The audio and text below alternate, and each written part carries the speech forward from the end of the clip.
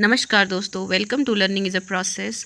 आज हम पढ़ेंगे क्लास 7th हिस्ट्री का chapter number 6 devotional paths to the divine, यानी भक्ति का मार्ग भगवान की तरफ। डिवाइन होता है पवित्र, देवता देवी। ठीक है, तो क्या है? You may have seen people perform rituals of worship और सिंगिंग भजन्स। आपने देखे होंगे लोगों को कुछ रस्में करते हुए, लोगों को पूजा की, या फिर भजन गाते हुए, कीर्तन या कवाली सुनते हुए देखा होगा, गाते हुए देखा। और even repeating the name of God in silence, या फिर भगवान का बार बार नाम लेते हुए देखा शांति से लोगों को। And notice that some of them are moved to tears, और कभी ये भी ध्यान दिया होगा कि कुछ लोगों की आंखों में आंसू आ जाते हैं। सच इंटेंस डिवोशन और love of God is the legacy of various kind of bhakti और the Sufi movement that have evolved since the 8th century.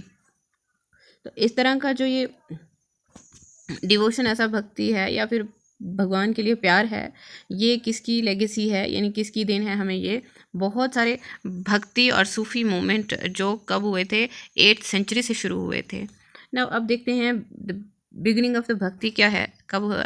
Worship of certain details which became a central feature of later Hinduism gained in importance. ठीक है, किसी एक particular देवी की पूजा करना, और ये Hinduism में धीरे धीरे आया, जिसका क्या है, these deities included Shiva, Vishnu and goddesses such as Durga. These deities were worshipped through bhakti. देखो इनमें कौन कौन से देवी देवता थे, जैसे भगवान शिव हैं, विष्णुदेव हैं, गॉडेस माँ दुर्गा हैं, और ये these deities were worshipped through bhakti on an idea that became very popular at this time. ये कैसे वर्शिप की जाती थी? भक्ति के थ्रू वर्शिप की जाती थी इन देवी देवताओं की। ठीक है, और ये बहुत ही धीरे धीरे जो है पॉपुलर होती गई।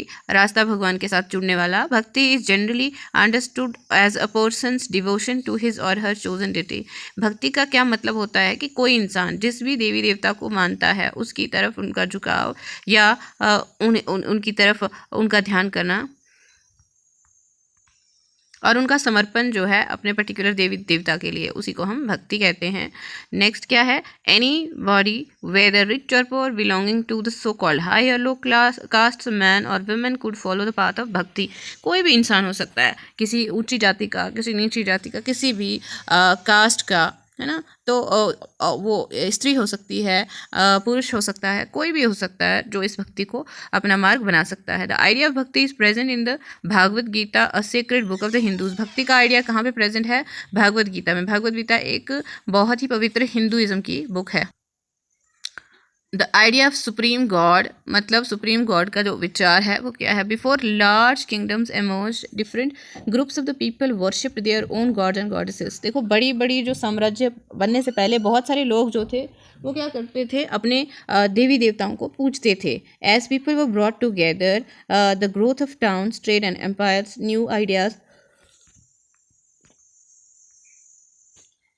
Began to develop. देखो जैसे जैसे लोग एक साथ आए, बड़े बड़े टाउन्स बने, व्यापार बढ़ा, बड़े बड़े एम्पायर बने, तो नए नए विचार जो हैं लोगों के दिमाग में आना शुरू हुए। The idea that all living things pass through countless cycle of birth and rebirth, performing good deeds and bad came to be widely accepted. देखो धीरे धीरे क्या होता है कि एक विचार आता है कि इंसान जो है बहुत सारे जन्मों से गुजरता है, कुछ अच्छे कर्म, बुरे कर्म उनके साथ, उनकी वजह से वो क्या करता है, बहुत जन्मों से अपने आप को आगे लेकर चलता है, सुधारता है। यानी तो इस थ्योरी को, मतलब पुनर्जन्म की थ्योरी को जो है बहुत ज़्यादा एक्सेप्टेंस मिली इस समय में।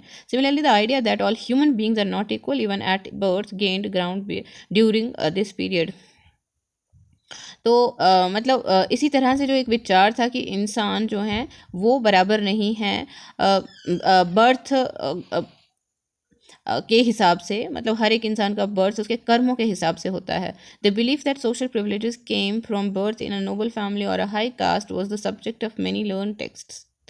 देखो ये एक विश्वास माना जाता था कि अगर आपको एक अच्छे परिवार में जन्म मिलता है, अच्छी कास्ट में मिलता है, तो ये इसको क्या माने कि अगर किसी इंसान का जन्म बहुत सारे सुख सुविधाओं के साथ किसी बहुत अच्छी जाति में और किसी बहुत अच्छे परिवार में हो जाता है, ये एक उस समय का एक मुद्दा था कि बहुत ऐसा क्यों होता है, कुछ लोगों का जन्म अच्छी जगह पे होता है, कुछ लोगों का जन्म अच्छी जगह पर नहीं होता। Many people were uneasy with such ideas and turn to the teachings of the Buddha और द जैनास। देखो बहुत सारे लोग जो थे इस आइडिया के साथ उतना कंफर्टेबल नहीं थे, उतना उनको अच्छा नहीं महसूस होता था, तो क्या करते थे वो बुद्धा की टीचिंग को, यानी कि जात पात जो है ना कि धर्म के हिसाब से आपका जन्म जो है आपका आपके कर्मों के हिसाब से होगा, और बहुत सारी ऐसी चीज़ें इसमें जुड़ गई जिस वजह से लोगों ने इस चीज़ में उनको दिक्कत होती थी। तो फिर बुद्धिज़्म और जैनिज़्म की सिंपल सी टीचिंग थी, इस वजह से लोग उनकी तरफ आकर्षित होने लगे। According to which it was possible to overcome social differences and break the cycle of rebirth through personal efforts. अब जैनिज़्म और बुद्धिज़्म का मानना था कि ये बहुत ही आराम से आसानी से मुमकिन है कि हम अपने जो जो जो सामाजिक विभिन्नताएं हैं उन्हें तोड़ सकते हैं, और जो बर्थ रीबर्थ का साइकिल है उसे भी ख़त्म किया जा सकता है हमारी कोशिशों के द्वारा। Others felt attracted to the idea of the supreme god who could deliver humans from such bondage. और कुछ लोगों को ये आइडिया बहुत अच्छा लगा कि जो भगवान हैं वो क्या करेगा, हमें हमारे जो परेशानियां हैं, जो बंदिशें हैं, उनसे दूर रखेंगे भगवान। तो वो इस तरफ आकर्षित होने लगे। इफ़ अप्रोच्ड विद डिवोशन और bhakti, this idea advocated in the Bhagavad Gita grew in popularity in the early centuries of the common era. देखो ये जो विचार है कि आप अपने कर्मों से कुछ भी चीज़ बदल सकते हैं, ये भगवत गीता में दिया गया है। ये बहुत ही ज़्यादा पॉपुलर हो गया था, प्रचलित हो गया था उस समय में। Shiva, Vishnu and Durga are supreme deities came to be worshipped through elaborate ritual. देखो जो शिवा हैं और भगवान विष्णु हैं ये और साथ में माँ दुर्गा जो हैं बहुत ही इन्हें बहुत ही मान्यता मिली, बहुत देवी देवता में उच्च स्थान प्राप्त हुआ। इन्हें माना जाता है कि इनका जो वर्शिप था बहुत ही बड़े बड़े रीति रिवाजों के साथ किया जाता था, रस्में बहुत होती थी। At the same time gods and the goddesses worshipped in the different areas came to be identified with Shiva, Vishnu और दुर्गा। और उसी समय क्या होता है कि बहुत सारी जगहों पे जिन देवी देवताओं की पूजा होती थी उनकी पहचान कैसे मानी गई, भगवान शिव के साथ, विष्णु के साथ एंड माँ दुर्गा के साथ। In the process local myths and legends became a part of the Puranic stories. देखो ये कुछ अंधविश्वास कह सकते हैं और कुछ लेजेंड्स मान सकते हैं कि इस पुरानी जो स्टोरीज़ हैं उनमें कुछ लिखी गई कहानियाँ हैं। ये जो मेथड ऑफ वर्शिप जो रिकमेंड हुआ था पुरानास में लोकल कल्ट्स में जोड़ दिया गया था। ठीक है, लोकल कल्ट्स लोकल जगहों और रीति रिवाजों के साथ उसे जोड़ दिया गया था। उससे क्या होता है, eventually the Puranas also laid down that it was possible for devotees to receive the grace of the god regardless of their caste and status. देखो पुरानास भी इस तरह से जोर डालते हैं कि आप जो है भगवान को पाना बहुत आसान हो जाता है, अपने कर्मों के हिसाब से अपना कार्य करके और अपनी भक्ति से आप भगवान को प्रसन्न करते हैं। आप किसी भी जाति किसी भी धर्म से हो सकते हैं। The idea of bhakti became so popular that even Buddhist and Jain adopted these beliefs. जो भक्ति का आइडिया है ना वो बहुत ही प्रचलित हुआ कि हालांकि जो बुद्धिस्ट और जैन्स भी जो थे इन जो बिलीव्स को है वो मानने लगे थे कि आप अपने भगवान को अपनी इच्छा से पूछ के अपने आप को नई राह पे लेके जा सकते हैं। A new kind of the भक्ति इन साउथ इंडिया, नायनार्स एंड अलवर्स।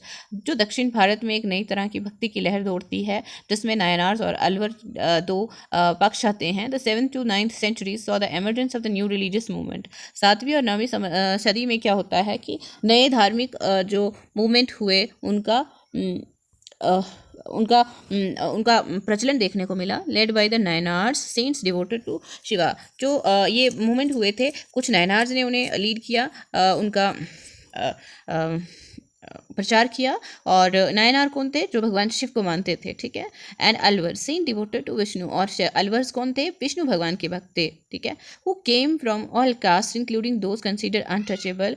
वो हर धर्म से आते थे और उनको भी उनमें खुद में जोड़ते थे, जैसे कि जिन्हें हम अनटचेबल यानी अछूत मानते थे। लाइक द पुलैयार एंड द पनार्स, ये अछूत जाति के लोग माने जाते थे। तो ये लोग भी इस मार्ग पे चल के अपने आप को भक्ति में डालते थे।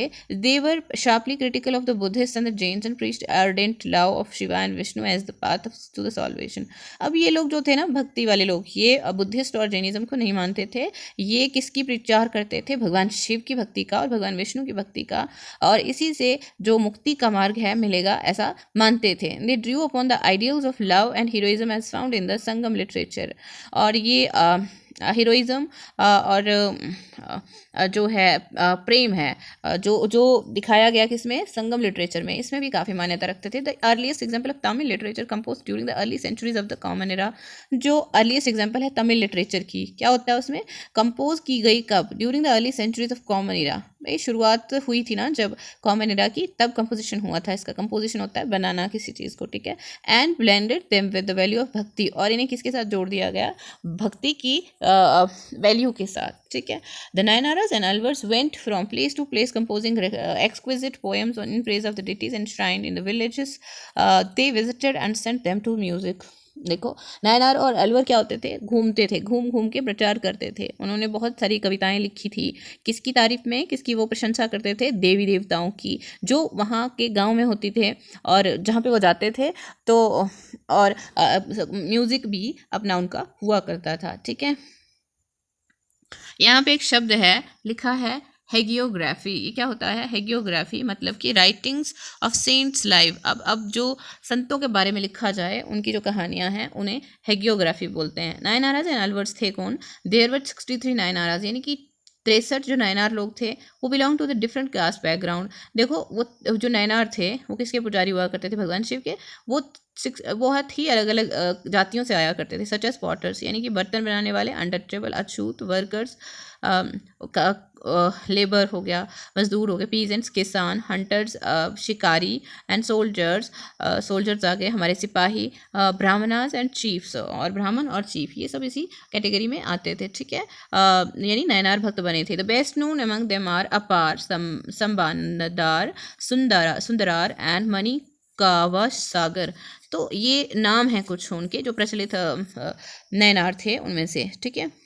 हाँ, तो there are 2 sets of compilations of their songs. देखो, 2 तरह के वो सॉन्ग्स का कंपाइलेशन करते थे, बनाते थे, यानी तेवाराम एंड द तिरुवासाकाम। 2 तरह के सॉन्ग्स बनाते थे, एक तो तेवाराम हो गए, दूसरा तिरुवा का सकाम, तिरुवा सकाम, 2 तरह के सॉन्ग आ गए इनके। फिर आते हैं देयर वर 12 एल्वर्स। कितने एल्वर्स थे, 12 थे। Who came from equally divergent backgrounds, ये भी बहुत अलग अलग इनके जो बैकग्राउंड थे, जो इनका कुल थे, अलग अलग थे काफ़ी। The best known being Periyalvar, his daughter Andal, Periyalvar और उनकी बेटी जो थी जिसका नाम अंडाल था, Tondaradippodi, Alvar and Nammalvar, ठीक है। Their songs were compiled in the Divya Prabandham. उनके जो सॉन्ग्स थे वो लिखे किसमें जोड़े गए थे, दिव्य प्रबंधनम, ठीक है। ये उनके सॉन्ग्स का कंपोजिशन था, कंपाइलेशन इसमें था। Between the 10th and the 12th centuries, the Cholas and the Pandya king built elaborate temples around many of the shrines visited by the saints। देखो, 10वीं और 12वीं शताब्दी के बीच में जो चोल पांड्या किंग थे, उन्होंने बड़े बड़े मंदिर बनाए जिसमें बहुत सारी श्राइन्स, जो उनको कौन विजिट करता था, वहाँ कौन आते थे, सेंट आते थे, संत आते थे, कवि आते थे, जो strengthening the link between the bhakti tradition and temple worship.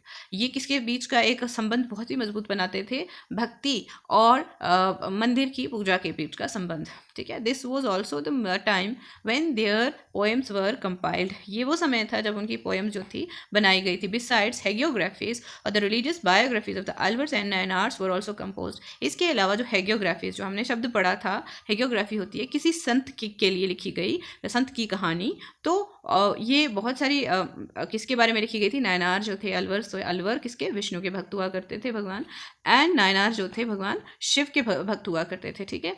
तो today we use this text as source for writing histories of the bhakti tradition. देखो, ये जो भक्ति ट्रेडिशन की सोर्स है, मतलब हम कैसे भक्ति काल शुरू हुआ, किस तरह से भक्ति काल में क्या क्या सब हुआ, इन लोगों की जीवनी के बारे में पढ़ने के बाद हमें बहुत कुछ सीखने को मिलता है, पता चलता है, ठीक है। इन्हें हम हिस्ट्री के सोर्स के रूप में मानते हैं कि यहाँ से हमें भक्ति जो मोमेंट है उसका इतिहास पता चलता है। The devotees and the lord, भक्त और भगवान क्या है, this is a composition of Manikkavasagar. मणि कावा सागर नाम के कवि हैं, उनका ये एक लिखा हुआ पोएम है।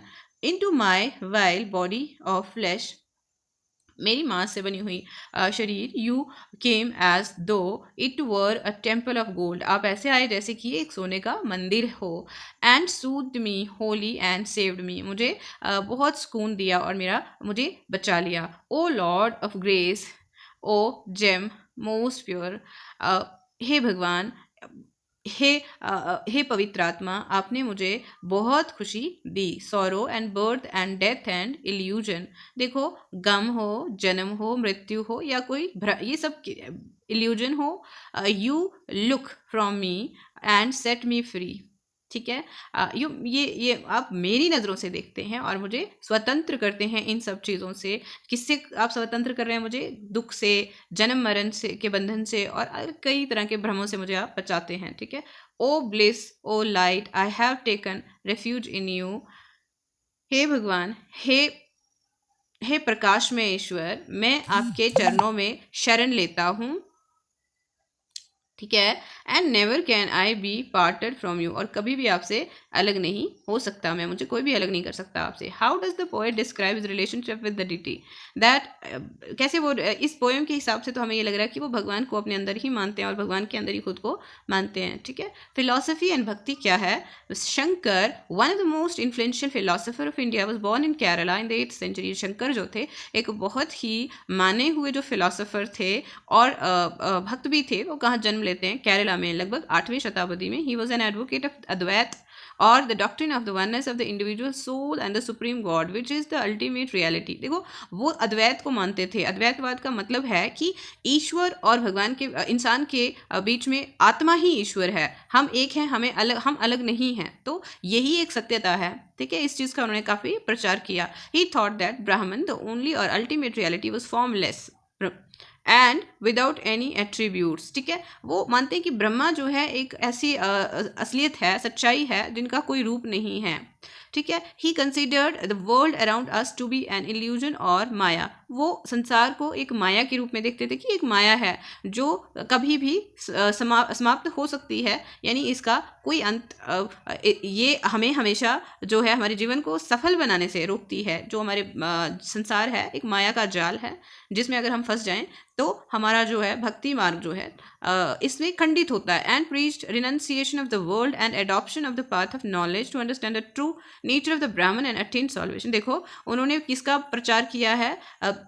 रिनंसिएशन होता है त्याग देना। वर्ल्ड, दुनिया को त्याग के ज्ञान के मार्ग पे चल के और असलियत जो है, सच्चाई जो है, ब्रह्मा की सच्चाई को जानते हुए सॉल्वेशन यानी कि मुक्ति को प्राप्त करना हमारा मकसद है। Ramanuja born in Tamil Nadu in the 11th century. Ramanuja का जन्म होता है तमिलनाडु में लगभग 11वीं शताब्दी में। He was deeply influenced by the Alvars. अब अलवर्स कौन थे? विष्णु भक्त थे, उन्हें काफ़ी उनका इन्फ्लुएंस था। ठीक है। According to him the best means of attaining salvation through intense devotion of Vishnu. देखो, उनके हिसाब से जो अगर आप चाहते हैं कि आपको मुक्ति मिले तो आप किसकी शरण में जाएं? भगवान विष्णु की शरण में जाएं, उनकी भक्ति करें।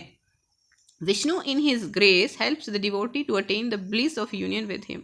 देखो, वो अपने आप के साथ हमें जोड़ने में हमारी सहायता करते हैं। कौन? भगवान विष्णु। किसके हिसाब से? अलवर संत जो थे उनके हिसाब से। He propounded the doctrine of the Vishishta Dvaitavada or qualified oneness in that of the soul even when united with the supreme god remained distinct. उनका मानना ये था कि विशिष्ट द्वैतवाद क्या होता है कि जो हम भगवान के साथ एक हो जाते हैं, इसलिए कि जो आत्मा जो है, सुप्रीम गॉड रिमेन्स डिस्टिंक्ट, और जो परमात्मा है, आत्मा परमात्मा के साथ मिलती है और परमात्मा अलग हैं। परमात्मा हम नहीं हैं, हमारी आत्मा परमात्मा में मिलती है। ये मानना है उनका। ठीक है। विशिष्ट द्वैतवाद वालों का। तो रामानुजा इसके प्रपाउंडर थे, फॉलोअर थे, मानने वाले थे। Ramanuja doctrine greatly inspired the new strand of the bhakti which developed in north India subsequently. देखो, रामानुजा की जो भक्ति है ये धीरे धीरे नॉर्थ इंडिया में काफ़ी ज़्यादा प्रचलित होती गई। ठीक है। बासवानास वीर शैविज्म। अब बासवाना जो थे उन्होंने किसको मान्यता दी? Vira Shaivism. We noted earlier the connection between the Tamil bhakti movement and the temple worship. हमने क्या नोट किया है? कनेक्शन किसके बीच का? तमिल की भक्ति मूवमेंट और मंदिरों में पूजा करने के, जो मंदिरों में पूजा करना और तमिल में जो भक्ति है उसको हमने देखा। This in turn led to a reaction that is best represented in the Vira Shaiva movement initiated by Basavanna and his companion like Allama Prabhu and Akka Mahadevi. This movement began in Karnataka in mid-12th century. The Veer-Shaivas argued strongly for the equality of the human beings and against Brahmanical ideas about caste and the treatment of the women. They were also against all forms of rituals and idol worship. देखो वीर शैविज्म को मानने वाले बासवान थे। ये ईश्वर के साथ जुड़ने के लिए किसी भी तरह का बाउंड जो है नहीं मानते हैं, किसी भी तरह की रस्मों को नहीं मानते हैं। इनका मानना है कोई भी जाति का कुछ मतलब नहीं है इस चीज़ से, भक्ति से भगवान से जुड़ने के लिए आपको किसी जात का बंधन नहीं होता है, किसी भी जन्म के यानी किसी जेंडर या किसी लिंग का कोई बंधन नहीं है इसमें कि आप स्त्री हो या पुरुष हो, हर कोई भगवान के साथ जुड़ सकता है। वीर शैवा वचनास, देखो दीज वचनास आर और sayings attributed to Basavanna. Basavanna ने जो कहा है उनके लिए है ये। द रिच अमीर the will make temples for Shiva. Rich क्या बनाएंगे? मंदिर बनाएंगे भगवान शिव के लिए। What shall I a poor man do. तो एक गरीब इंसान मैं क्या कर सकता हूँ, ठीक है। My legs are pillars, the body the shrine, the head a cupola of the gold. देखो वो खुद को क्या बोलते हैं कि मेरी जो टांगे हैं वो क्या मंदिर, वो पिलर्स हैं यानी स्तंभ हैं, वो मेरा शरीर श्राइन है, और जो हेड है सोने का, यानी कि मेरा शरीर जो है सोने का शिखर मान सकते हैं आप इसे, गुंबद मान सकते हैं, छत्र मान सकते हैं, हाँ, कि भगवान का जो मंदिर है मेरा खुद का शरीर है किसी गरीब इंसान के लिए। Listen O lord of the meeting rivers, things standing shall fall but the moving ever shall stay. देखो ऐसा है कि वो भगवान से कहते हैं कि भगवान कृपया मेरी प्रार्थना सुन लीजिए, आपकी इच्छा से ही कुछ भी गिरना उठना संभव है, या चीज़ों का रुकना सब कुछ हो सकता है, तो आप ऐसा भी तो कर ही सकते हैं। मतलब वो कहना ये चाहते हैं कि अगर अमीर इंसान भगवान शिव के लिए मंदिर बनाता है तो गरीब इंसान का शरीर ही, उसकी आत्मा, उसका अस्तित्व ही उसका सब कुछ है, वही उसका मंदिर है, वही उसकी पूजा है, ठीक है। What is the temple that Basavanna is offering to god, his own body है ना, तो वही उनका एक टेम्पल है, अपना शरीर ही वो भगवान का मंदिर मानते हैं। अब देखो यहाँ पे लिखा है एक साइड पे, अब देखोगे ये जो लिखा है, क्या लिखा है यहाँ पे, the Vaishnava poet saint of Maharashtra such as the Jnaneshwar. देखो भक्ति का वैष्णविज्म जो कल्ट है उनके मानने वाले महाराष्ट्र के जनानेश्वर नाम के एक भक्ति कवि हैं, एंड साथ में कौन है, Namdev, Eknath and Tukaram were devotees of Lord Vitthal. भगवान विट्ठल को मानने वाले ये लोग थे, उनकी पूजा करते थे। Devotion bhakti around lord Vitthala gave rise to the Warkari sect which lays emphasize on the annual pilgrimage to the Pandharpur. देखो ये जो भगवान विट्ठल की भक्ति का है एक नया सेक्शन आ जाता है इसकी वजह से, जिसका नाम है वरकरी, जो किस पे स्ट्रेस डालते हैं कि एक पवित्र यात्रा, सालाना एक पवित्र यात्रा होती है, कहाँ के लिए, पंधारपुर के लिए, वो करना किसी भी वरकरी के लिए बहुत अवश्य था। The cult of Vitthal emerge as a powerful mode. ये जो कल्ट था, ये जो नया शुरुआत था विट्ठल का, बहुत ही पावरफुल बनता गया ऑफ किसके लिए, of devotion, and was very popular amongst the people. ये भक्ति का बहुत बड़ा प्रचलित मार्ग बन गया और लोगों के बीच में बहुत ही ये प्रचलित था। भक्ति मूवमेंट इन दक्कन जो है उसके बारे में हम पढ़ते हैं यहाँ पे। From the 13th to the 17th century, Maharashtra saw a great number of the saint poets whose song in the simple Marathi continue to inspire people। देखो 13 से लेके 17th सेंचुरी तक क्या होता है, महाराष्ट्र ने बहुत सारे जो कवि देखे, संत देखे, जिनके बहुत ही ऐसे सिंपल सॉन्ग्स थे मराठी में, जो लोगों को क्या करते थे, प्रेरित करते थे। The most important among them were Dnyaneshwar, Namdev, Eknath and Tukaram, as well as women like the Sakhubai and the family of the Chokha Mela who belong to the untouchables। देखो ये भक्ति जो है बहुत सारे जो अनटचेबल यानी कि अछूत कास्ट के लोग हैं साउथ इंडिया के, उनके बीच में प्रचलित होती गई, ठीक है। एंड माहर कास्ट जो है ये भी इसी का हिस्सा बनते गए। दिस रीजनल ट्रेडिशन ऑफ भक्ति focus on the Vitthal a form of Vishnu. और ये जो रीजनल एक स्थानिक, एक छोटे से स्थान की जो भक्ति का जो एक मोमेंट था, उन्होंने विट्ठल भगवान विष्णु का ही एक रूप माना जाते हैं, उनकी पूजा का प्रारंभ किया। टेम्पल इन द पंधारपुर में इनका मंदिर बना, as well as on the notion of the personal god residing in the hearts of the all people.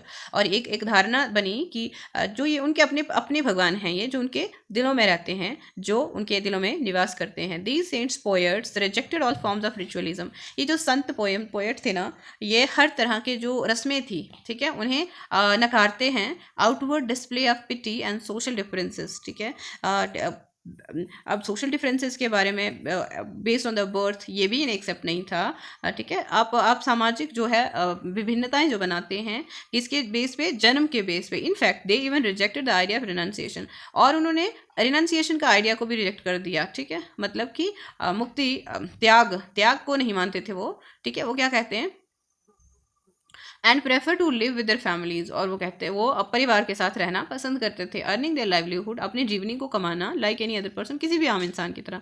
While humbly serving fellow human being in need, और बहुत ही दया भाव से आप किसी ज़रूरतमंद की सेवा करें, ये मानना था इनका। A new humanist idea emerged as they insisted that bhakti, एक नया जो है इंसानियत का विचार सामने आता है जैसे उन्होंने भक्ति के ऊपर जोर दिया। ठीक है, उनका मानना था कि रिनाउंसिएशन, त्याग नाम का कोई चीज़ नहीं होना चाहिए, कि आप परिवार के साथ रह के अच्छे कार्य करिए, अपने भगवान को पूजिए, ज़रूरतमंद की सहायता कीजिए, तो यही आपकी भक्ति है, और मुक्ति की तरफ भी यही रास्ता आपको लेके जाएगा। ले इन शेयरिंग अदर्स पेन, दूसरों के दर्द को महसूस करें, उनके दर्द का आभास हो आपको। As a famous Gujarati saint Narsinh Mehta said, एक बहुत ही मशहूर गुजराती संत हैं, उनका नाम नरसिंह मेहता है। उन्होंने क्या कहा, they are Vaishnavas who understand the pain of others, वो वैष्णवास होते, मतलब वो वैष्णवास ही हैं, वो भगवान के ही भक्त हैं, जो किसी के दूसरे, वो खुद दूसरे का दर्द समझते हों, वो ही वैष्णव हो सकते हैं।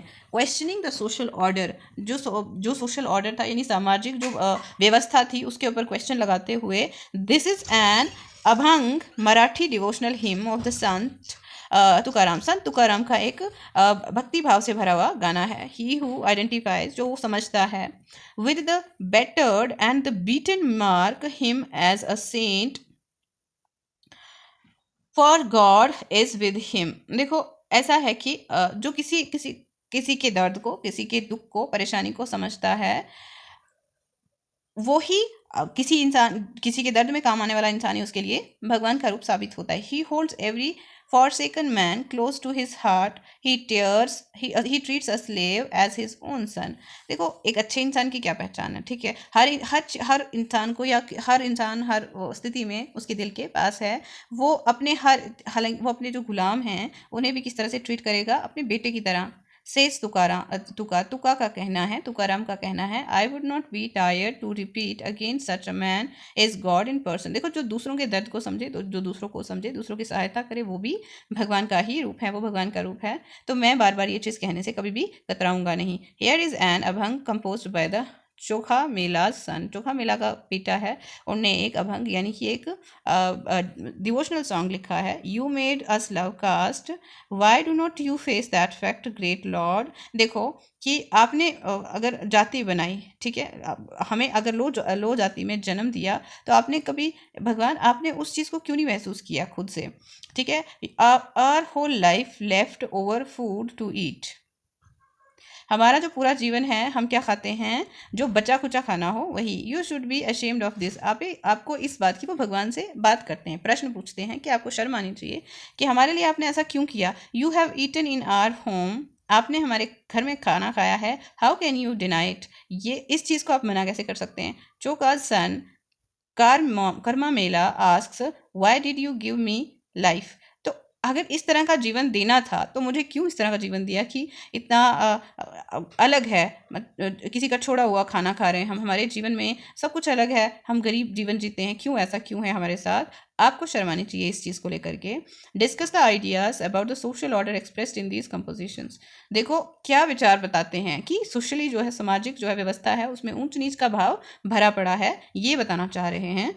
नाथपंथी, सिद्धास एंड योगीस, ये क्या कहते हैं, number of religious groups that emerged during this period criticize the rituals and other aspects of the conventional religion and the social order using simple logical arguments। देखो, जो बहुत सारे ग्रुप्स थे, धार्मिक ग्रुप्स थे, वो इस समय में शुरू होते हैं, और उन्होंने किसका क्रिटिसाइज किया, उन्होंने किसी का विरोध किया, जो रिचुअल्स थे, जो रीति रिवाज थे, जो पुराने समय से चलते आ रहे थे, जो सामाजिक व्यवस्था थी, उसे कैसा एक सिंपल तरीके से, अपना जो लॉजिकल आर्ग्यूमेंट है, जो सही तर्क दे करके उन्होंने इस चीज़ को मना कर दिया कि जो सामाजिक आधार है वो सही नहीं है।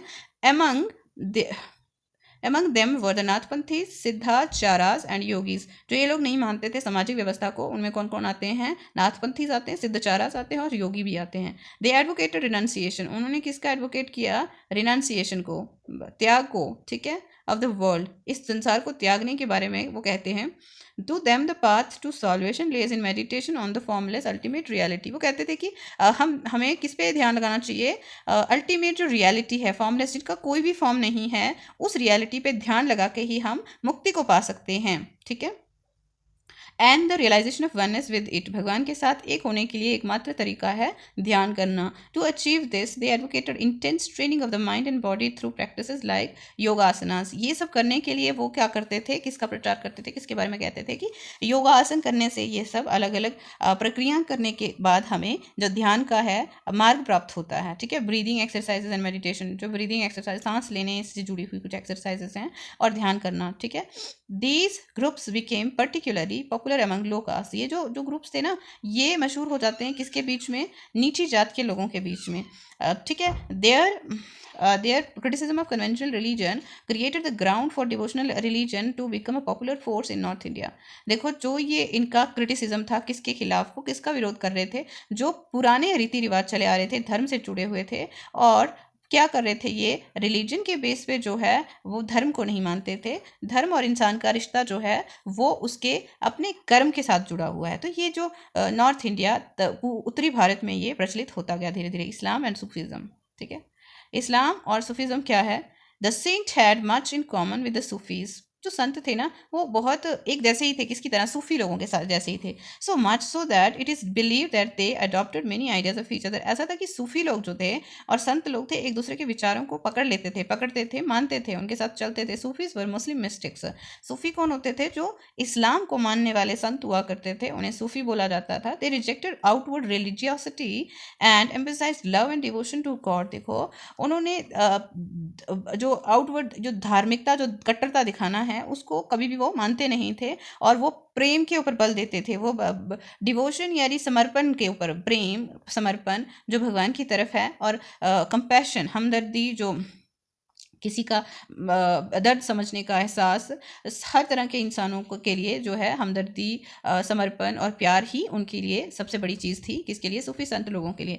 इस्लाम प्रोपिगेटेड स्ट्रिक्ट मोनोदीज़म और सबमिशन टू वन गॉड। जैसे इस्लाम है वो एक ही भगवान को मानते हैं, ठीक है। उनका एक स्ट्रिक्ट तरह का फॉलोइंग सिस्टम है, जिसमें वो एक ही भगवान की भक्ति करते हैं। इन the 8th and the 9th centuries religious scholars developed different aspects of Holi law, शरीयत एंड थियोलॉजी ऑफ द इस्लाम। देखो, ये तो 9th सेंचुरी में क्या होता है इस्लाम में, क्या एक बहुत एक पवित्र कानून, जो जिसे शरीयत कहते हैं, किसके हिसाब से, इस्लाम के हिसाब से, ठीक है। शरीयत एक उनका कानून बन जाता है। While the religion of the Islam gradually became more complex. धीरे धीरे जो है जो इस्लाम है वो एक कॉम्प्लेक्स यानी कि काफ़ी जटिल होता गया। Sufis provided it with additional dimension that favoured a more personal devotion to God.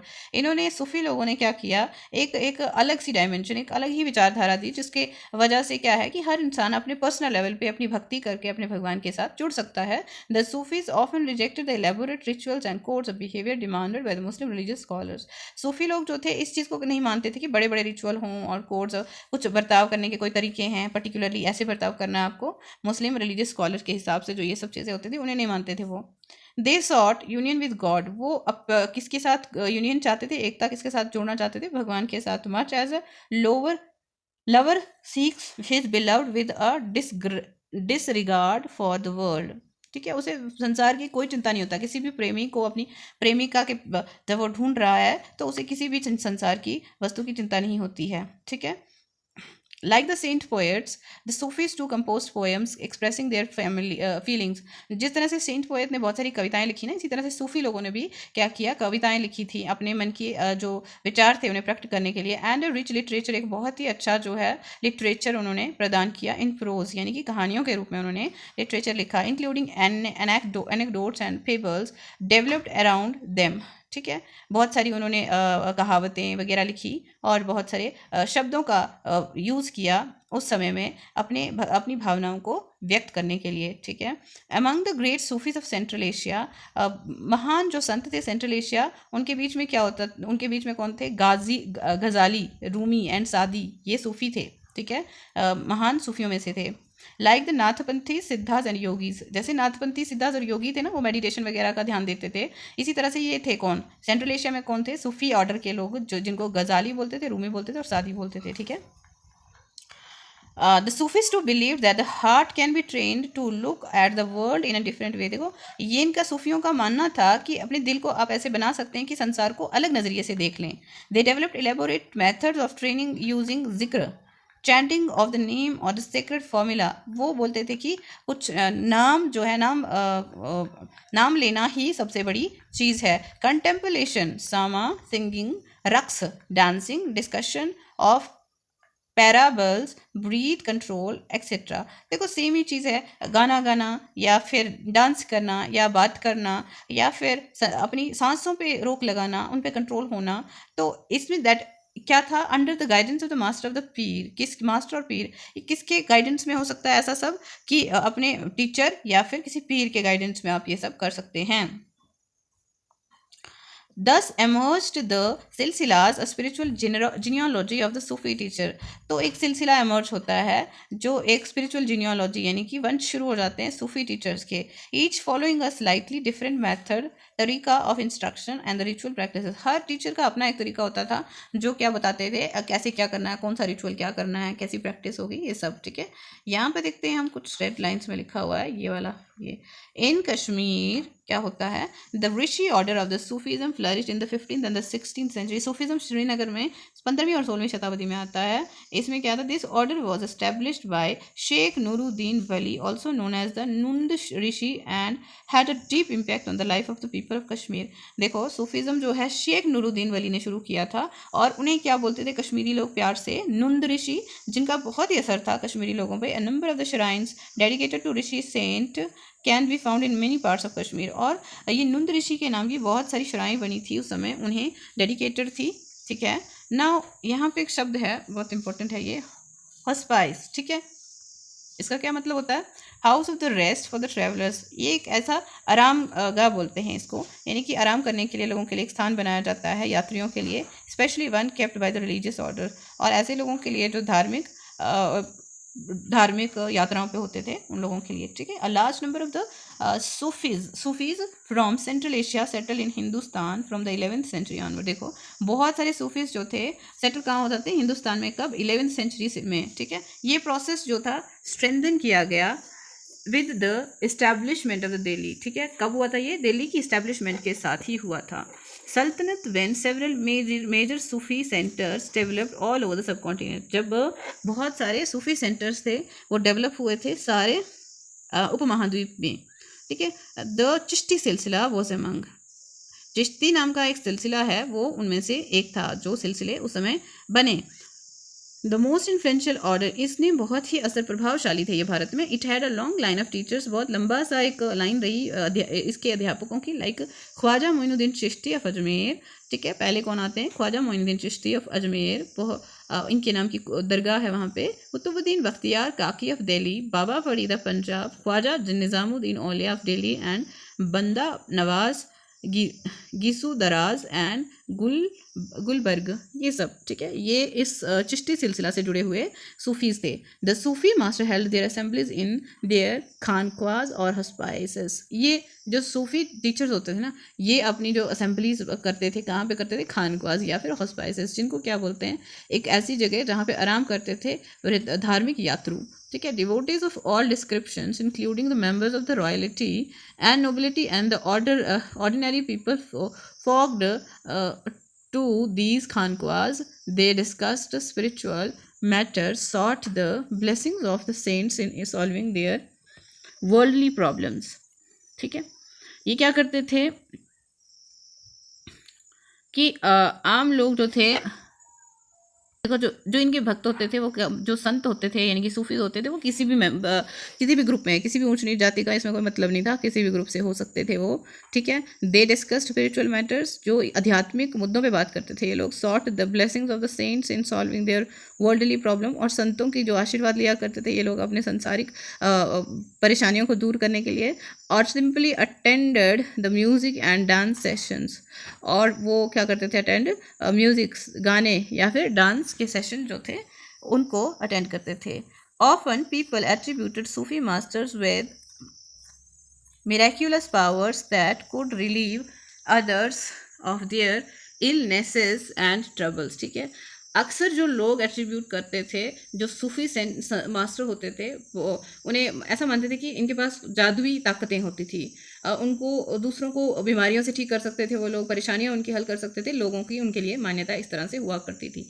जो टॉम या फिर दरगाह होती थी सूफी सेंट की, एक ऐसी जगह मानी जाती है जहाँ यात्रा पिलग्रिमेज की जाती थी, to which thousands of people of all faiths the thronged, जहाँ पे हर धर्म के लोग वहाँ इकट्ठे हुआ करते थे, जाया करते थे। ठीक है। Now finding the Lord, Jalaluddin Rumi was the great 13th century Sufi poet from Iran who wrote in Persian. Here is an excerpt from his work. Jalaluddin Rumi की लिखी हुई लाइनों में से कुछ है यहाँ पे. He was not on the cross of the Christians. I went to the Hindus temple. देखो मैं उनका कहना है कि मैं हिंदू मंदिरों में भी गया तो in none of them was there any sign. He was not on the heights of or on the lowlands. तो मैंने कहीं पे भी नहीं था वो, मैंने कहीं नहीं देखा. I went to the Kaaba of Mecca, मैं मक्का में भी गया. ही वॉज नॉट देयर, वो वहाँ पे भी नहीं था. ना क्रिश्चियन के प्लस पे थे भगवान, ना मंदिरों में थे, ना मक्का में थे, ना मदीना में थे. I asked about him from अवी खाना द फिलोसफर. मैंने किससे पूछा उनके बारे में? एक फिलोसफर से जिनका नाम क्या था? अविकाना.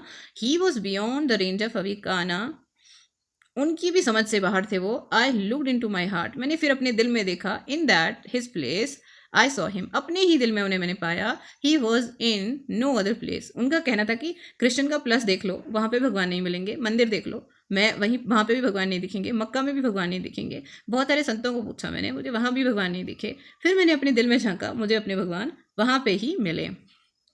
ठीक है. New religious developments in north India, नए जो धर्म के डेवलपमेंट हुए नॉर्थ इंडिया में यानी उत्तर भारत में, क्या थे वो?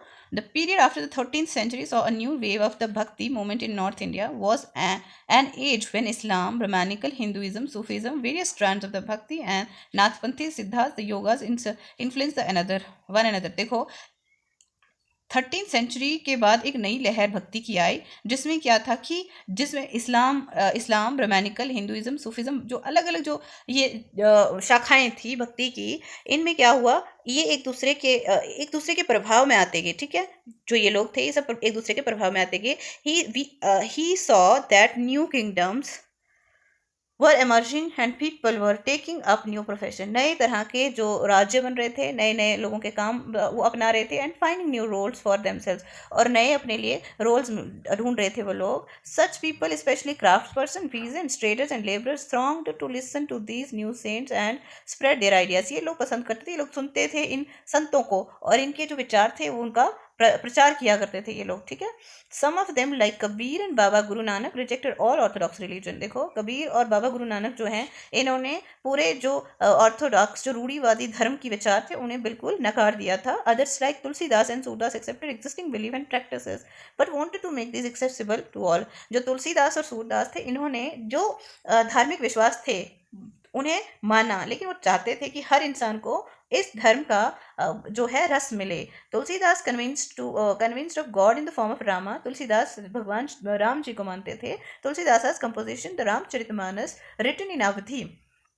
जो तुलसीदास ने रामचरितमानस लिखा था वो अवधी भाषा में था. A language used in eastern Uttar Pradesh. ये ईस्टर्न उत्तर प्रदेश में यूज की जाने वाली भाषा है. Is important both as an expression of his devotion and as a literary work. देखो उनकी भक्ति और उनकी जो उन्होंने लिखा उसमें अवधी भाषा का ही इस्तेमाल था. ठीक है. तो ये देखो यहाँ पे कुछ दिए हुए हैं.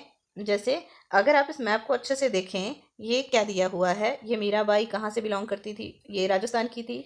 फिर इस तरह से एक नाथ तुकाराम वगैरह, बासवान, पुरंदरदास, रामदास, ये रामानंद, रायदास, वल्लभाचार्य, तुलसीदास. ठीक है. ये सब आ गए. और फिर यहाँ पे साउथ इंडिया के कुछ हैं, मनी, कावा, सागर, जो भी हमने नाम पढ़े ना कवि वगैरह के, वो सब यहाँ पे मेंशन है कि कौन कहाँ का है. इसमें आपको बहुत अच्छे से अपनी बुक में देखना है, सुंदर तरीके से पढ़ना है ऐसे, ताकि याद रहे कि हमने कहाँ से किस कवि के बारे में पढ़ा था. यहाँ पे थोड़ा सा पढ़ते हैं हम, पहले ये तो पढ़ लेते हैं. His composition compiled in the Sursagar, Sursavali and Sahitya Lahari expresses devotion. Also contemporary was Shankar Dev of Assam. देखो अलग अलग कंपोजिशन थी सूरदास की. उनके साथी कौन थे? कंटेम्प्रेरी होता जो उनके समकालीन थे, उन्हीं के काल के थे. उनका नाम क्या था? शंकरदेव, वो कहाँ के थे, असम के थे, लेट 15th सेंचुरी के थे वो, who emphasise devotion of Vishnu to Vishnu, वो विष्णु भगवान की भक्ति पे जोर डालते थे, and compose poems and plays in Assamese, उन्होंने अपनी असम की भाषा में ही कविताएं भी लिखी और नाटक भी लिखे। He began the practice of setting up namghars और houses of recitation and prayers, a practice that continue to date. देखो उन्होंने क्या शुरू किया था, नामगार शुरू किए थे, ठीक है, सेटिंग करना नामगार की, ठीक है, या जिनको क्या बोलते हैं, जहाँ पे प्रार्थना गाई जाती है, ऐसे एक घर बनाना, और जहाँ पे अभी भी वहाँ पे प्रार्थनाएं होती हैं उन जगहों पे जो उन्होंने शुरू की थी, ठीक है। This tradition also included saints like Dadu Dayal, Ravidas and Mirabai. देखो दादू दयाल और रविदास और मीराबाई ने भी भक्ति का इसी तरह से गा के और लिख के प्रचार किया है। Mirabai was a Rajput princess, वो कौन थी, एक राजपूत राजकुमारी थी, married into a royal family of Mewar, वो एक राजघराने में उनकी शादी हुई थी मेवाड़ के 16th सेंचुरी में, ठीक है, 16वीं शताब्दी की बात है। Mirabai became a disciple of Ravidas, वो किसकी शिष्य बन जाती हैं, रविदास की। A saint from a caste consider, ये एक संत थे, वो किस कास्ट के थे, किस जाति के थे, अनटचेबल यानी कि अछूत जाति के थे। She was devoted to Krishna and compose innumerable bhajan, वो किसकी भक्त थी, भगवान कृष्णा की, और बहुत सारे भजन उन्होंने लिखे। एक्सप्रेसिंग हर इंटेंस डिवोशन, उनका जो गहरा जो डिवोशन समर्पण था भगवान कृष्ण के लिए, वो उन्होंने उसमें लिखा। हर songs also openly challenge the norms of the upper caste, और उनके सॉन्ग्स में एक वो चैलेंज करते थे जो अपर कास्ट के लोगों को उस तरह से वो अपने सॉन्ग लिखती थी। And became her songs openly challenge the norms of upper caste, उनके जो गाने थे वो चैलेंज करते हैं किसके, अपर कास्ट के, अपर कास्ट का जो भी प्रचलन था उनको वो चैलेंज करती थी अपने सॉन्ग्स के थ्रू, ठीक है। And became popular in the masses in the Rajasthan Gujarat, और राजस्थान और गुजरात में आम लोगों के बीच में काफ़ी प्रसिद्धि पाई उनके सॉन्ग्स ने। A unique features of the most of the cents is that there works were composed in regional languages and could be संग, जो एक यूनिक फीचर था ना सब संतों का, ये था कि उन सब के जो काम थे अपनी अपनी जो वहाँ की स्थानीय भाषाएं थी उनमें ही उन्होंने लिखे हैं वो गाने और गाए भी हैं। They became immensely popular and were handed down orally from generation to generation. देखो ऐसा था, बहुत ही ज़्यादा वो क्या हो गए, प्रसिद्ध हो गए, और क्या किया गया, वो मुंह से लिखे, मुंह से गा करके, और एक एक जनरेशन से दूसरी जनरेशन से जनरेशन को पास होते गए, ठीक है, गा गा के लोग एक दूसरे को सुनाते और सिखाते गए। Usually the poorest most deprived communities and the women transmitted these songs. देखो अक्सर कौन करते थे, जो सबसे गरीब होते थे और जिनको ज़्यादातर सुविधाएं होती नहीं थी जिन कम्युनिटीज़ की, या फिर औरतें जो क्या करती थी, इन गानों को गाती थी, often adding their own experiences, और इनमें अपने जो अपने एक्सपीरियंसेस होते थे, अपने जो अनुभव होते थे उनको वो जोड़ देती थी। Thus the songs as we have them today are as much a creation of the saints as of generation of the people who sang them. देखो जो गाने हैं ना जो सामने आज के समय में आते हैं, वो उन संतों की और उन जनरेशन्स की क्रिएशन है जिन्होंने उन्हें गाया है, क्योंकि हर समय जब भी कोई गाना गाया जाता था उसके साथ नया कोई भी उसी गाने को गाता था, उसमें शब्दों का तोड़ मोड़ या उनके जो अनुभव होते थे वो जोड़े जाते थे, तोड़े जाते थे। They have become a part of our living popular culture, और वो क्या है, हमारे जो कल्चर्स हैं, रीतियों के हिस्सा बन चुके हैं अभी, ठीक है। यहाँ पे क्या लिखा है, the essence of the Shankar Deva's devotion came to be known as eka sarana nama dharma supreme surrender to the one. देखो ये कि मतलब आपको अपने आप को समर्पित करना है किसको, भगवान को। The teaching of the Shankar देवा वर based on the Bhagavad Gita, Shankar देव जो थे ना वो भगवत गीता के जो वचन थे, श्लोक थे, उन्हीं को अपनी टीचिंग का बेस बना के चलते थे, ठीक है।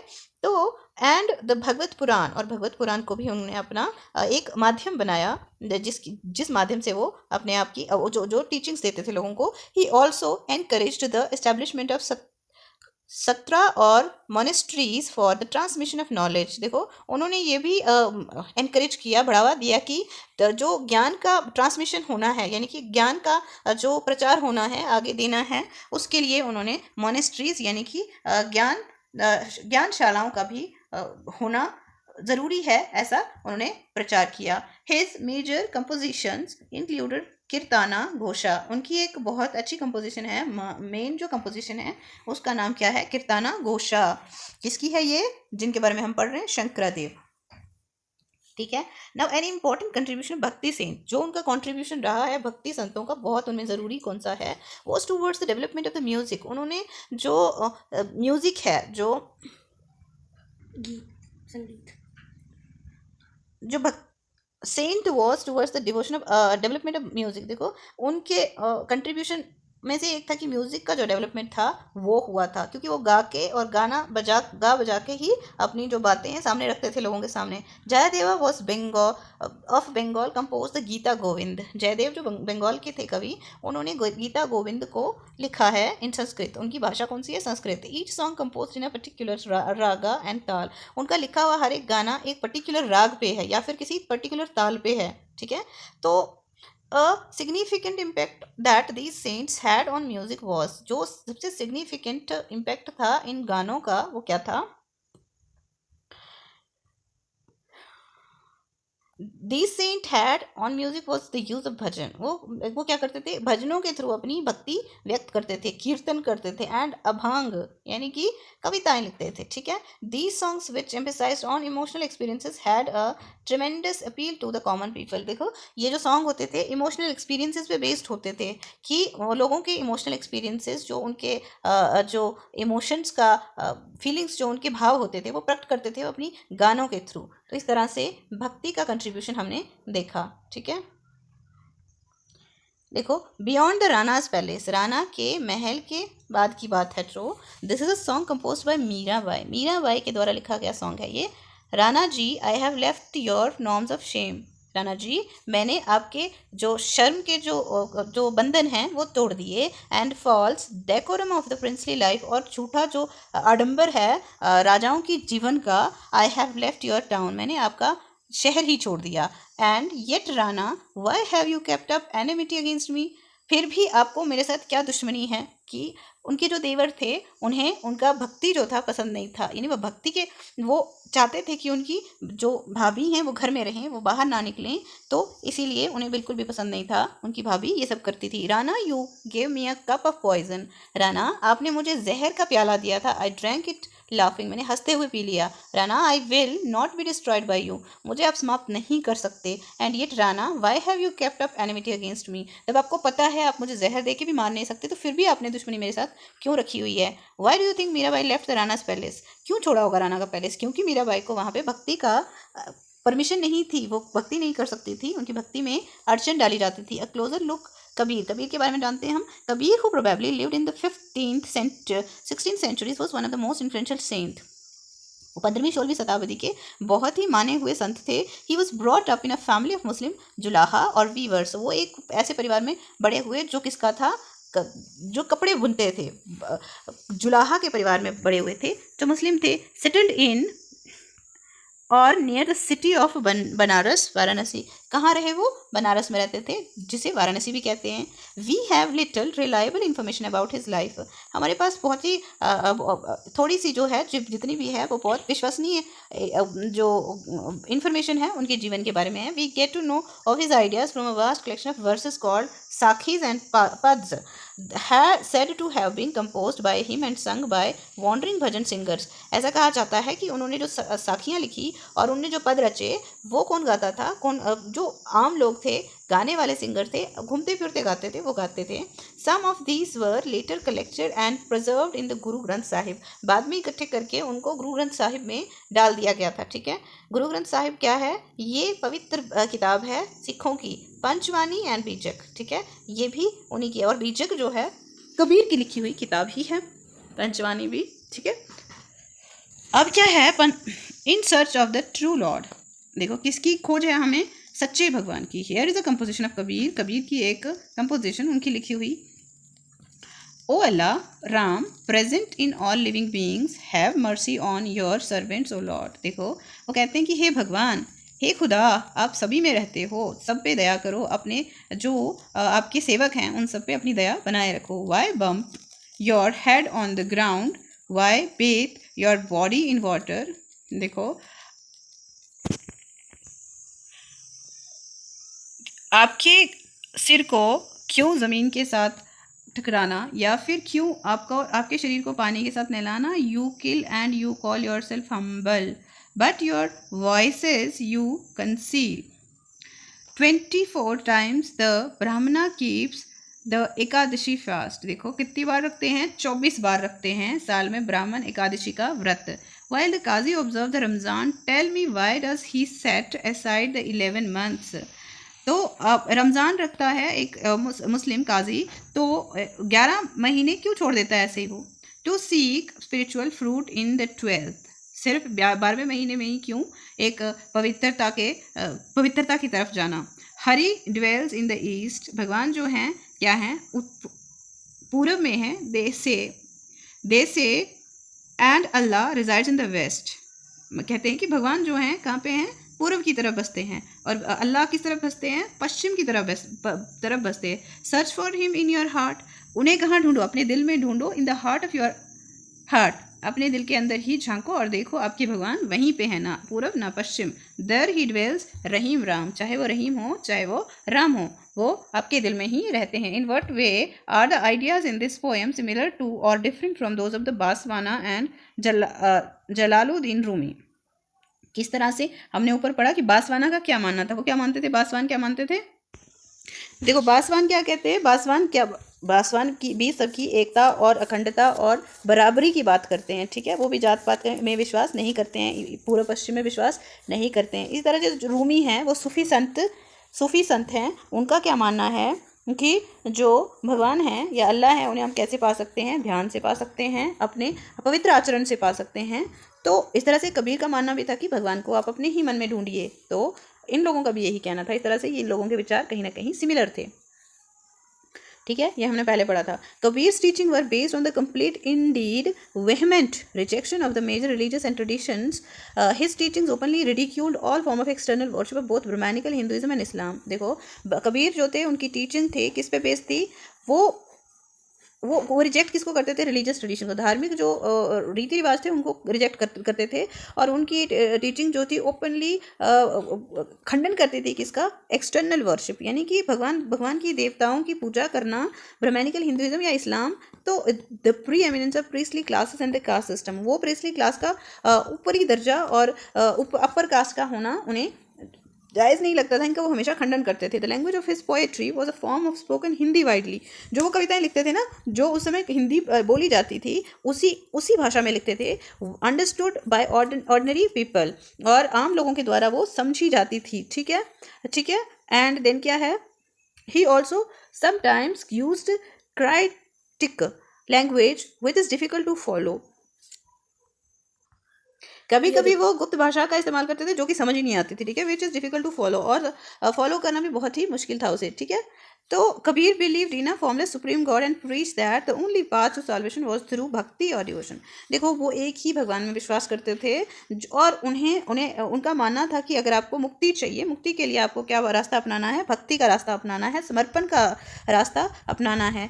Kabir Drew his followers from among both Hindus and Muslims. देखो कबीर के जो फॉलोअर्स थे, उन्हें मानने वाले थे, वो हिंदू और मुस्लिम दोनों ही थे, ठीक है। अ क्लोजर लुक बाबा गुरु नानक की बात करें तो उनके ऊपर देखते हैं कि वो क्या थे, वो क्या कहना चाहते थे। वी नो मोर अबाउट बाबा गुरु नानक। 1469 से लेकर 1539 तक उनका जीवन काल रहा है। Then about Kabir, born at Talwandi. Kabir कहाँ पे पैदा हुए थे? तलवंडी में पैदा हुए थे। तलवंडी कहाँ पे? ननकाना साहिब जिसे बोलते हैं, आज के समय में वो पाकिस्तान में है। He travelled widely before establishing a centre at Kartarpur, Dera Baba Nanak Sahab on the river Ravi, ठीक है। उन्होंने एक क्या बनाया था?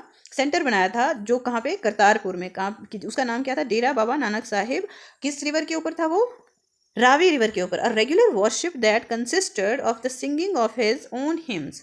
एक रेगुलर वर्शिप होती थी वहाँ पे, जो किसके साथ होती थी? वो पूजा कैसे होती थी? उन्हीं के लिखे हुए, उन्हीं के बोले हुए हिम्स के साथ होती थी, मंत्रों के साथ होती थी। Was established there for his followers, और उनके जो उनको मानने वालों के लिए होती थी, जो उनको मानते थे वही ये प्रेयर्स किया करते थे irrespective of their former creed, caste और जेंडर।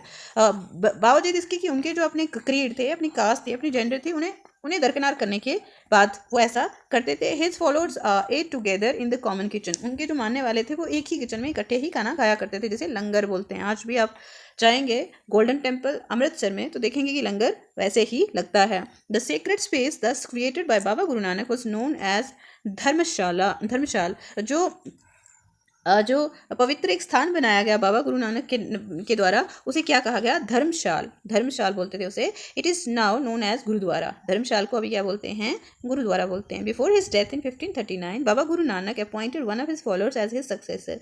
देखो, अपनी मृत्यु के पहले 1539 में बाबा गुरु नानक ने अपने ही एक मानने वाले, अपने ही एक शिष्य को अपना जो है पूरा कार्यभार संभाल दिया। ठीक है, उनका नाम क्या था? His name was Lehna, but he came to be known as the Guru Angad. उनका असली नाम क्या था? लहना, और उनको बाद में नाम दिया गया गुरु अंगद। अभी हम उन्हें गुरु अंगद के नाम से जानते हैं। Signifying that he was a part of Baba Guru Nanak himself. ऐसा माना जाता है कि वो बाबा गुरु नानक का खुद का एक अंश हिस्सा था। Guru Angad compiled the composition of Baba Guru Nanak. जो गुरु अंगद थे, उन्होंने किसके बारे में लिखा? बाबा गुरु नानक के बारे में। To which he added his own in a new script known as Gurmukhi. तो उन्होंने उन्हें किस लैंग्वेज में लिखा? गुरुमुखी में लिखा। The 3 successors of Guru Angad, जो गुरु अंगद के सक्सेसर्स थे, यानी कि उनके आगे के जो आगे आने वाले, यानी कि उनके जो आगे का वंश था, 3 उनके वंशज थे। जैसे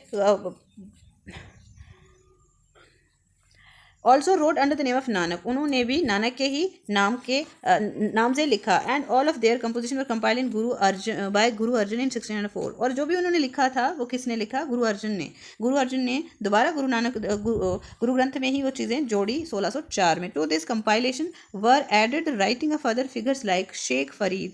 देखो, इसमें बहुत सारी और भी चीज़ें लिखी गई, जैसे कि कुछ शेख फरीद द्वारा लिखी गई ऐसी चीज़ें थी, संत कबीर की लिखी हुई चीज़ें थी, भगत नामदेव एंड गुरु तेग बहादुर की सारी चीज़ें जो हैं इसमें जोड़ दी गई। In 1706 this composition was authenticated by Guru Tegh Bahadur son and successor.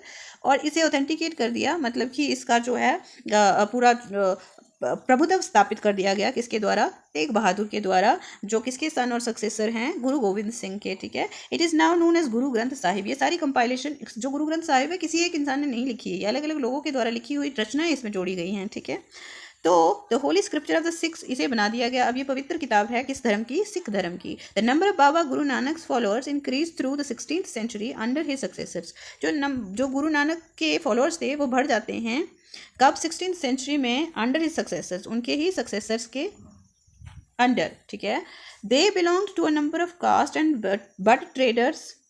वो बहुत ही अलग अलग कास्ट जातियों के थे, लेकिन वो कौन थे? व्यापारी थे, फिर किसान थे, कलाकार थे, क्राफ्ट्स पर्सन थे, यानी स्किल्ड लोग थे। प्रीडोमिनेट इनमें आते थे यही लोग, जैसे किसान हो गए, ट्रेडर्स हो गए, आर्टिजन हो गए, क्राफ्ट्समैन हो गए। ठीक है, this may have something to do with Baba Guru Nanak insistence. ठीक है, that his followers must be householders and should adopt productive and useful occupation.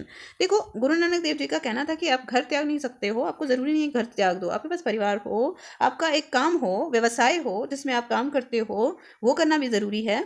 And they were also expected to contribute to the general funds of the community of followers. और उन्हें contribution की, उनसे उम्मीद की जाती थी कि वो एक कंट्रीब्यूशन करें, किसके लिए? अपने फॉलोअर्स के लिए। ठीक है, और जो अब लोगों के लिए कुछ ना कुछ दान दिया जाए। ठीक है, दान भाव का भी एक वो होना ज़रूरी है सिखिज्म के हिसाब से। By the beginning of the 17th century the town of Ramdaspur Amritsar had developed around the central gurdwara called Harmandir Sahib. तो 17वीं शताब्दी के समय में क्या हुआ? एक कस्बा है जिसका नाम रामदासपुर था, अमृतसर कहते हैं उसे, वो डेवलप हो जाता है जैसे कि सेंट्रल गुरुद्वारा के रूप में, जैसे हरमंदिर साहब कहते हैं, यानी गोल्डन टेम्पल जो है उसकी बात हो रही है। It was virtually self governing and modern historians refer to the early 17th century Sikh community as a state within the state. देखो, खुद का गवर्नेंस खुद को ही करना था, किसने? सिखों ने। किसके थ्रू? गुरुद्वारा के थ्रू। ठीक है, ये अर्ली 17th सेंचुरी के हिसाब से मान्यता है। ये एक स्टेट माना जाता था, किसी स्टेट के अंदर ही स्टेट होना। The Mughal emperor Jahangir looked upon them as a potential threat to and he ordered the execution of Guru Arjun इन 1606। जहांगीर ने जब देखा कि ये काफ़ी ताकतवर हैं और ये अपना ही धर्म स्थापित कर रहे हैं, यानी कि उनकी बढ़ती ताकत को देखकर जहांगीर ने गुरु अर्जुन देव को मृत्यु दंड दे दिया 1606 में। ठीक है, the Sikh movement began to get politicised in the 17th century. उनकी गुरु अर्जुन देव की डेथ के बाद जो है पॉलिटिसाइज, यानी कि इसका राजनीतिकरण हो गया सिख मूवमेंट का 17th सेंचुरी में। And a development which culminated in the institution of Khalsa by Guru Gobind Singh इन 1699। ठीक है, ये एक डेवलपमेंट थी जो किसके साथ जुड़ जाती है? खालसा, गुरु गोविंद सिंह का बनाया गया एक पंथ है, ठीक है। इन 1699 में the community of the six called the Khalsa पंथ बिकेम अ पॉलिटिकल एंटिटी। अब ये खालसा पंथ कौन सा था? एक राजनीतिक दल बन चुका था। The changing historical situation during the 16th and the 17th century influence the development of the Sikh movement. जो हिस्टोरिकल सिचुएशन बदल रही थी ना 16th और 17th सेंचुरी में, इनका असर किस पे पड़ा? The idea of Baba Guru Nanak had a huge impact on this development from the very beginning. He emphasise the importance of worship of God. वो भगवान की पूजा का विश्वास करते थे, उन पे काफ़ी जोर डालते थे। कौन? Sikh. He insisted that caste creed और gender was irrelevant for attaining liberation. देखो, किसी भी कास्ट क्रीड का कुछ भी मतलब नहीं है। अगर आपको मुक्ति चाहिए, आपको भक्ति चाहिए, उसके लिए आपका मन और आपका भाव जरूरी है। His idea of liberation was not that of the state of inner bliss but rather the pursuit of the active life with a strong sense of social commitment. देखो, वो कहते हैं कि अब ड्यूटी क्या होती है या भगवान की भक्ति क्या है? आप हर इंसान में भगवान खोज लीजिए, क्योंकि भगवान का ही अंश है इंसान भी। तो आपकी जो कमिटमेंट्स है, आपकी जो जीवन है, आपका जो ड्यूटीज़ हैं, उन्हें फुलफिल करना आपका धर्म बन जाता है। He himself use the term नाम, दान एंड इंसान for the essence of his teaching. वो कहते हैं कि नाम का जप करो, दान करो और इंसान के काम आओ। तो वो उनकी टीचिंग का भाग था, उनकी जो शिक्षा थी उसका एक हिस्सा था। Which actually meant right worship, मतलब कि सही तरीके से पूजा कीजिए, वेलफेयर ऑफ अदर, दूसरों का भला कीजिए, एंड प्योरिटी ऑफ कंडक्ट, और अपना काम जो है पूरी पवित्रता और पूरी श्रद्धा से करिए। His teachings are now remembered as naam japna, किरत करना एंड वंद बांध चखना, ठीक है। मतलब नाम का जप करो, किरत करो, कर्म करो, कार्य करो, एंड उसके बाद क्या करो? अमृतपान, ठीक है। Which also underline the importance of right belief and worship, honest living. आपका जो विश्वास है सही है, आप भगवान की पूजा करते हैं, ईमानदार हैं, ईमानदार जीवन है, एंड हेल्पिंग अदर, दूसरों की सहायता करिए। 10 Baba Guru Nanak Dev ideas of equality had social and political implication. जो गुरु नानक देव जी ने इक्वालिटी यानी कि समानता का भाव दिया, विचार दिया, वो सामाजिक और राजनीतिक दोनों ही क्षेत्रों में अपना एक छाप छोड़ता है और ज़रूरी भी है। This might partially explain the difference between the history of the followers of the Baba Guru Nanak and the history of the followers of other religious figures of the medieval centuries. देखो, मेडिवल सेंचुरीज में अलग अलग गुरु हुए, अलग अलग संत हुए। उनके फॉलोअर्स में, नानक के फॉलोअर्स में यही फ़र्क है कि उनका जो है एक तरीका अलग था। दूसरे त्याग की भाव की बात करते थे, लेकिन नानक जी ने त्याग करने को नहीं कहा। उन्होंने कहा संसारिक जीवन के साथ साथ आपको समाज का भी ध्यान रखना है और सामाजिक कार्य भी करने ज़रूरी हैं, ठीक है। इसी से आपकी भक्ति और इसी से आपकी जो है श्रद्धा भगवान तक पहुंचती है। एंड फिर क्या है? Like Kabir, Ravidas and Dadu whose ideas were very similar to those of Baba Guru Nanak. लेकिन कबीरदास और रविदास और दादू दयाल के आइडियाज, विचार जो थे, गुरु नानक से मेल खाते थे, ठीक है। नाउ क्या है? इमेजिन करना, you are attending a meeting where a saint is discussing the caste system, relate the conversation. एक संत है जो किसके बारे में? जाति के बारे में बात कर रहा है। आपको उस कन्वर्सेशन के बारे में सोचना है, कैसे होगा वो, ठीक है। आप एक अटेंड कर रहे हैं मीटिंग ऐसी। तो चैप्टर यहीं पे ख़त्म होता है। आगे का एक्सरसाइज वर्क नेक्स्ट वीडियो में करेंगे। तब तक के लिए आप लोग पढ़ते रहिए, पढ़ते रहिए और धन्यवाद।